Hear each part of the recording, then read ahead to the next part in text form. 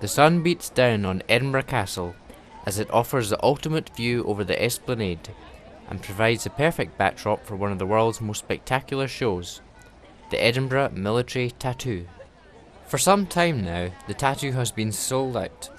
Annually, the Tattoo entertains 220,000 visitors as part of the live audience, and through the BBC, a further 6 million television viewers see the show within the United Kingdom, before an additional 100 million viewers around the world for international highlights. Before the show started, I went behind the scenes to find out how the tattoo is produced. What I learnt was what difficulties the BBC has when they come to film the event in August. When the BBC are in filming, we can't have Alistair Hutton speaking over any of the music or the acts, because we don't want his voice on the BBC and we don't want his voice on the DVD. So he will have to do his speaking, there'll be a pregnant pause, and then the music will start. And you'll notice tonight that he actually speaks over some of the bands coming in.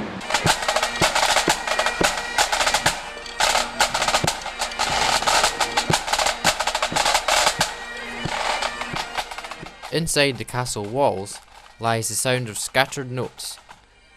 There are dozens of pipers, fifes and Caribbean steel. Here the performers practice timing as they chat and fix costumes.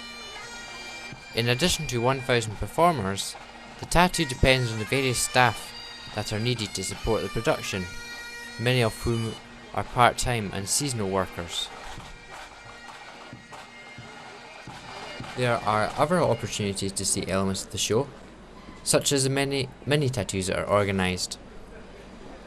The George Square March in Glasgow, the mini-tattoo at Aberfeldy, and the mini-tattoo in the Princes Street Gardens.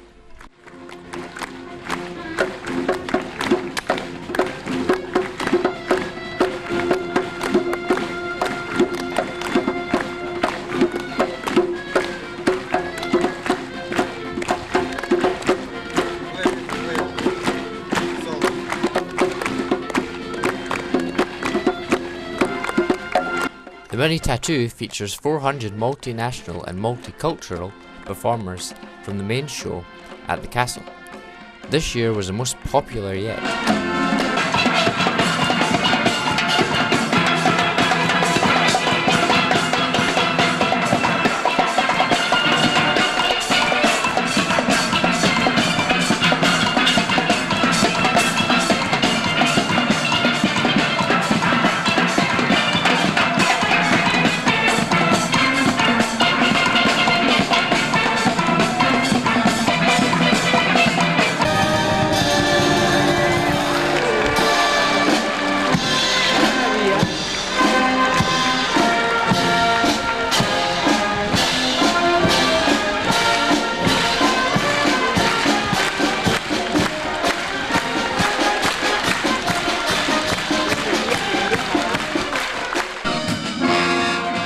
For the main event, it takes a total of 3 years to plan a tattoo, and an enormous commitment from the dedicated team of permanent staff employed by the Edinburgh Tattoo. There are 21 people who work for the tattoo year-round, including retail staff who manage the tattoo shop on Market Street and visitor centre at the top of the mile.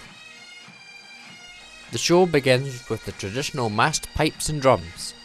This year, in addition to our Scottish soldiers, are the band of the Gurkhas, along with bands from Australia, New Zealand and from the Middle East, the pipes of the Royal Army of Oman. There are a total of 8 pipe bands taking part in this year's tattoo.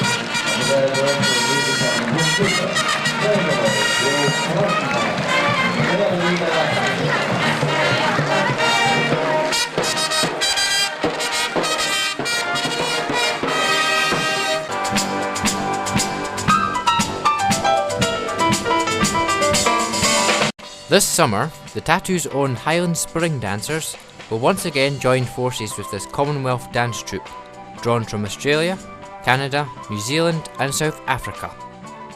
This year's combined Commonwealth dance performance has been devised to mark the Queen's 60th wedding anniversary through a series of kaleidoscopic diamond dance patterns.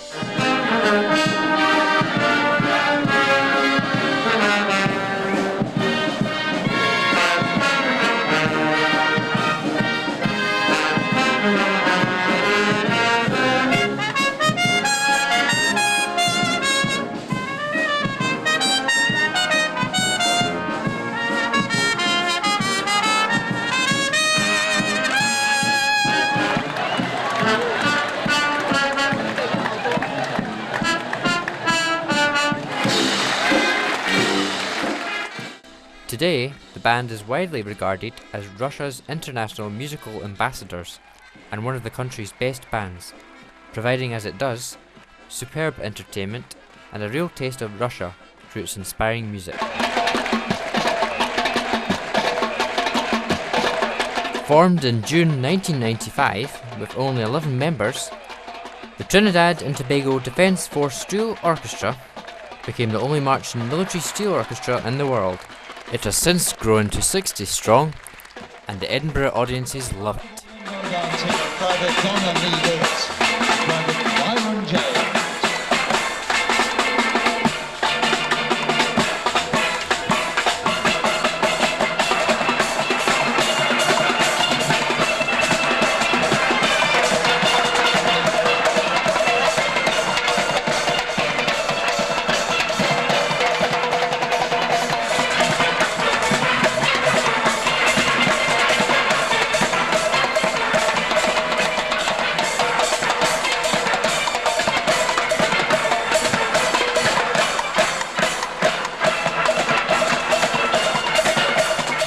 The band tonight has performed many well-known calypsos and popular Caribbean songs, and is also accompanied on its Edinburgh trip by drummers from the regimental band.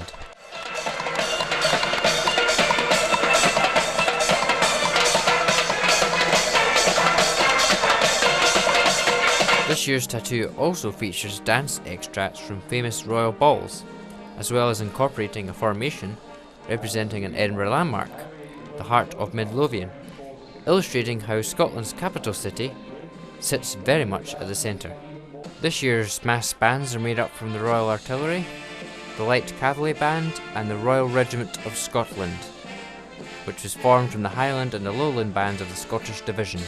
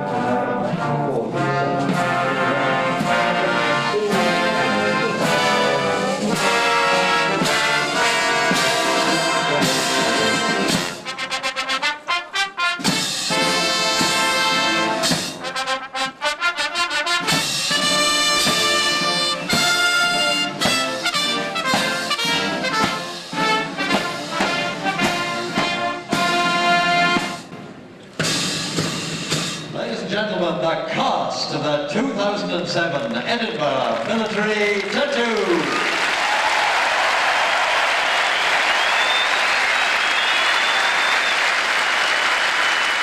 It's clear that the Edinburgh Military Tattoo is growing in success, and it will continue into the 21st century.